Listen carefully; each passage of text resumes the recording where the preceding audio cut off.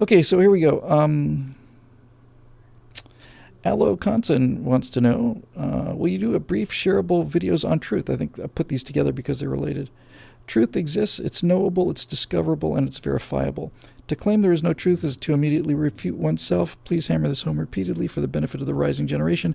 I just talked about that at length, Allo, but I will say one thing here. It's knowable, it's discoverable, and it's verifiable. Back to the voter fraud thing. I'd heard many stories, and these stories got amplified about voter fraud, and that voter fraud was going to swing the election. I actually thought it might swing 2 or 3 points, could win the election. When a reputable company who is on our side, a reputable organization like Heritage Foundation, when they say, we've looked at it and it's not there, there are a couple traces of it, but it's nothing like as bad as we thought, then I have to make a decision. Do I believe this report, or do I believe what I heard earlier about it being so prevalent and 3 or 4 million people voting illegally? And then I have to ask myself, which one of these is the most likely, and which one of these is better sourced? Which one has the better evidence, and which one do I want to believe?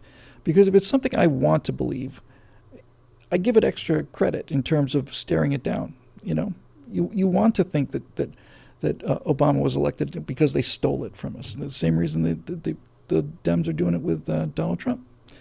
But it just isn't so. And so my opinion on this has changed. I've said many times, if somebody makes a better argument, then I'll just change my mind. And as far as I'm concerned, I looked a little bit into that study, and it looks like it's true. So it may be an urban myth. It may be that there are other forms of voter fraud. And by the way, before anybody loses their mind and their lunch over this, I'm not saying that voter fraud doesn't happen. I'm saying that voter fraud, according to this report, which sounds reasonable to me, doesn't happen anything like orders and orders and orders of magnitude lower than you would have, that you would need in order to have an effect on the election. So I changed my mind. And it'll stay here until I hear some evidence otherwise, which may come, in which case I'll change it back.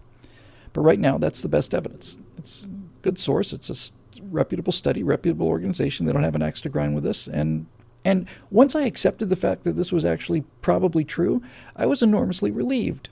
I was really pleased that our electoral system is not as corrupted as I had feared it was. And that does not mean that I reverse my position on voter IDs. It'd be nice to lock the barn while the horse is still in there for once. And besides, as I said on that episode with Scott, it's not even about the voter ID. It's about the law. It's about the standards of the law. And the Democrats do not want people to have voter IDs for a very specific reason.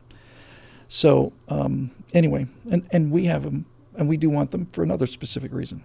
It's different attitudes about life that are based out of different heuristics, and somewhere in there somebody's incorrect, and most often it's them. Not always.